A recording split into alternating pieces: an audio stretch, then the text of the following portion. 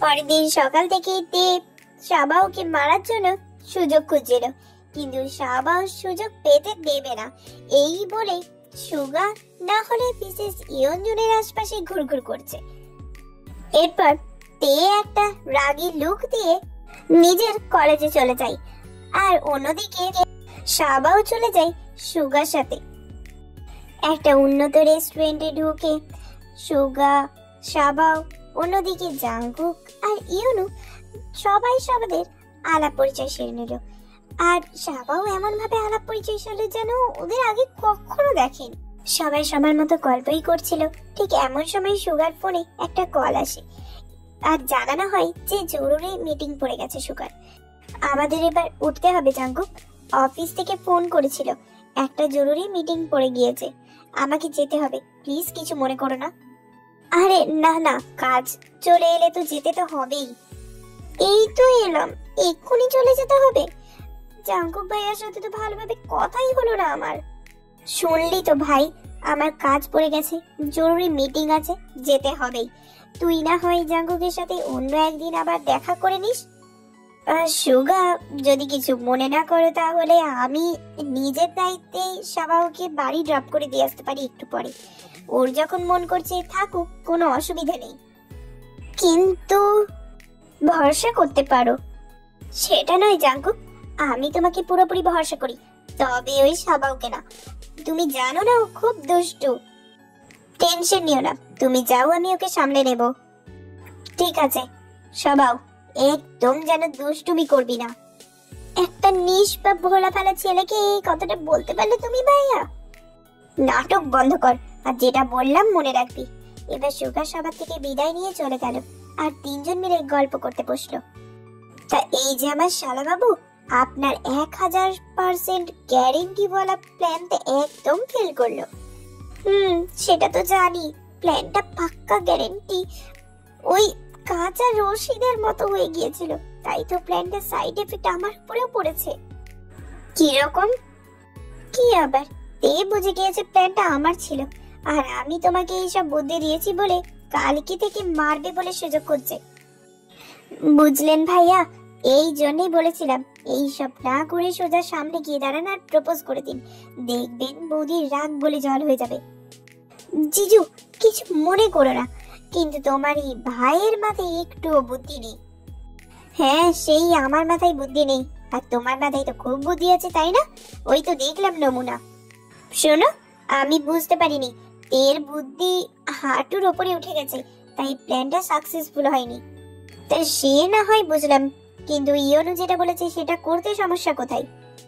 এই 2 দিনে যেটুকু বুঝেছি তাতে তে যদি জানে তুমি দেখা করতে যাচ্ছ, ও পালাবে সেখান থেকে। তাহলে ওহো জিজু, मैं हूं ना। শোনো, এবারও সাবাও জাংকুকে একটা প্ল্যান বলল, এতে কাজ হবে বলছো? এটা যদি কাজ না করে তাহলে আমি কথা দিচ্ছি আমি প্রেম করা ছেড়ে দেবো। এই বয়সে প্রেম করো?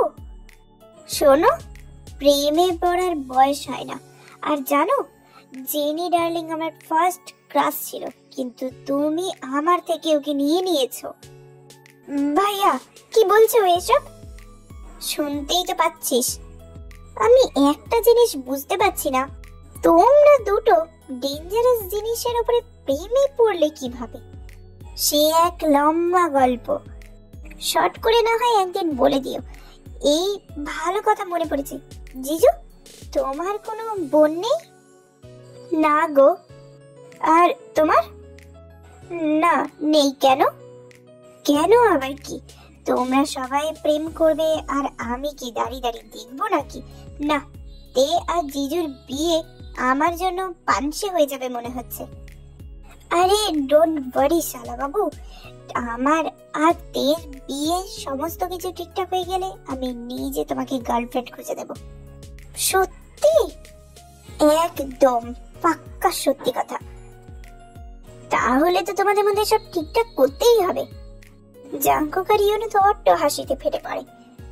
এবার ওরা আরো কিছুক্ষণ গল্প করে তিনজনেই বেরিয়ে পড়ে রেস্টুরেন্ট থেকে।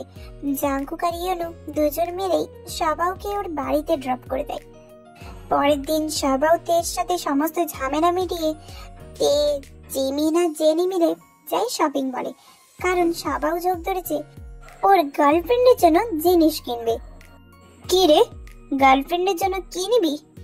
আমি নিজেই যদি ঠিক করে রাখতাম তাহলে তোমাদের সাথে আনলাম কেন? আমার মনে হয় বারবি ডল ঠিক হবে ওর গার্লফ্রেন্ডের জন্য। হ্যাঁ, সেই আমারও তাই মনে হচ্ছে। ওহো, গ্রো আপ গাইস। আমি ওইসব বারবি ডল দিতে পারবো না, তাহলে কি আমার সম্মান থাকবে? একটু ইউনিক কিছু বলো। তারপর তিনজন মিলে ভাবতে শুরু করলো যে কি কেনা যায়। সবাই মিলে এটা সেটা দেখছে, তখনই একটা মেয়ে এসে তেকে একটা গোলাপ দিল। এ কি, এটা আমাকে কেন দিচ্ছ? আর কে তুমি? মেয়েটি তের করা প্রশ্নের কোনো উত্তর না দিয়ে মিষ্টি করে হাসলো। তারপর বলে, সামনে যাও, উত্তর পেয়ে যাবে। এই কথাটা বলি মেয়েটা সেখান থেকে চলে যায়। এই কি রে বাবা, এইসব আবার কি? বললো তো সামনে গেলে উত্তর পাবো, চলো গিয়ে দেখি। আমারও তাই মনে হচ্ছে, চল গিয়ে দেখি। এই বলে সবাই সামনের দিকে আগাতেই একটা ছেলে এসে আবার একটা গোলাপ দিল আর হাত দিয়ে সামনের দিকে দেখিয়ে দিল।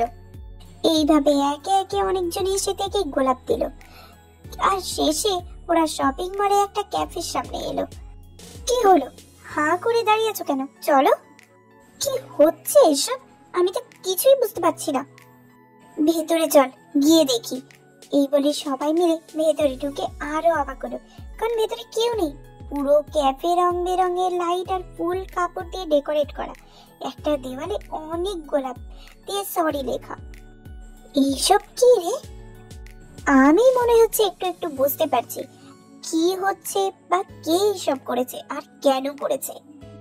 ওদের কথা শেষ হতেই জাঙ্কুক এলো ওখানে, মুখে মিষ্টি হাসি নিয়ে। তারপর তের সামনে দাঁড়িয়ে ওর হাত দুটো নিজের হাতের মুঠোয় নিল। এই সবের মানে কি, আর আমার হাত কেন ধরছো?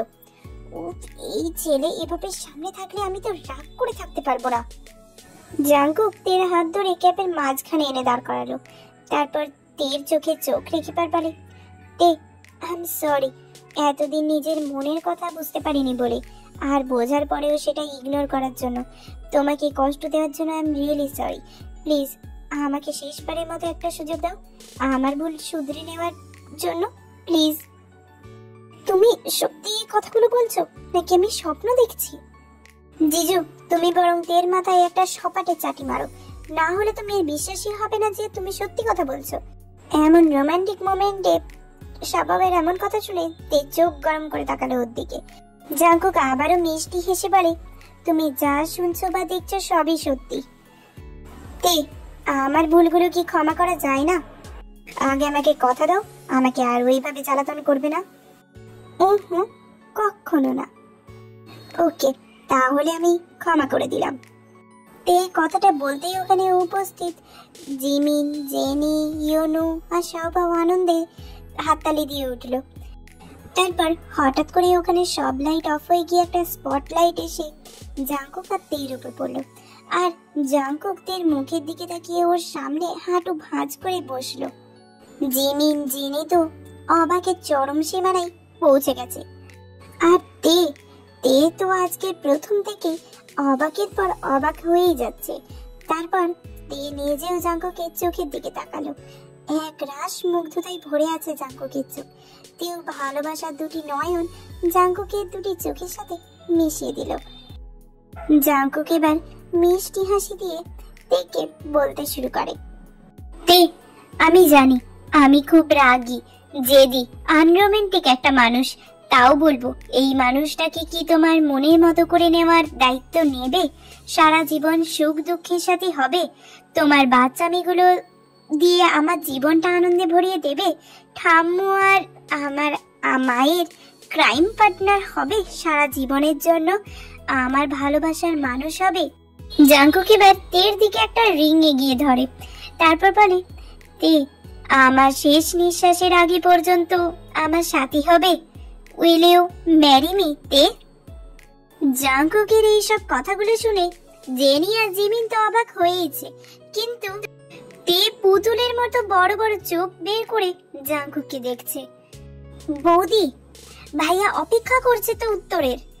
তে, তাড়াতাড়ি উত্তর দাও, না হলে কিন্তু আমি ওই রিং নিয়ে বাইরের একটা মেয়ে দেখেছি, ওকে প্রপোজ করে দেব। শাহবাগের এমন কথা শুনে ওখানে উপস্থিত সবাই হেসে ফেলে। Yes, I will. এবার জাংকুক 3 আঙ্গুলে রিং পরিয়ে দেয়। সবার সামনে হালকা লজ্জা পেলেও জাংকুক পরে তেজকে জড়িয়েই ধরে।